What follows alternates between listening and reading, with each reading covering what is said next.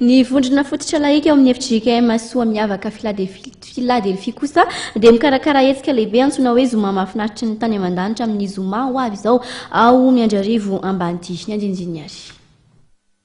Anatanteraka ny zoma mahafinaritra ny tany aman-danitra andiany faharoa ny vondrona fototra laika ao amin'ny FJKM soa miavaka Philadelphia.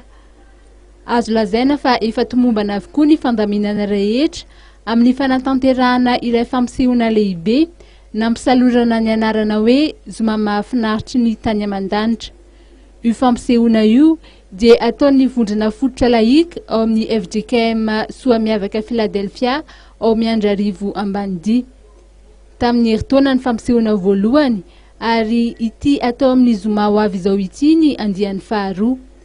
Ao amin'ny trano fiangonana ao Miandrarivo Ambanidia ihany moa no anaovana ny fampisehoana ary misy ny vahiny saina dia ny vondrona fototra laika avy ao Antangaina.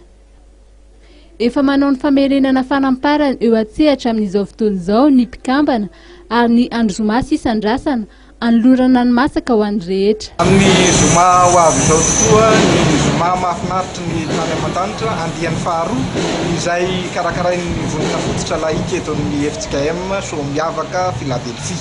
Amin'ny eninora sy sasany ariva ny fidirana ary dia manasantsika rehetra ho tonga amin'izany zoma mahafinaritra ny tany aman-danitra izany. Eo ihany koa ny fandraisana anjaran'ny laika tagaina gospel ao anatin'izany zoma mahafinaritra ny tany aman-danitra izany ary dia toy ny fanao moa dia hira gospel avokoa no vetsoina amin'izany arahana fanazavana soratra masina sy fitaomana ny olona lehibe baka indrindra manoloana amin'izao fiainana izay atrehantsika izao amin'ny azo. Amin'ny eninora sasany tsy diso no anomboka io fampisehoana io ary hira gospel maherin'ny 20 no aseho amin'izany.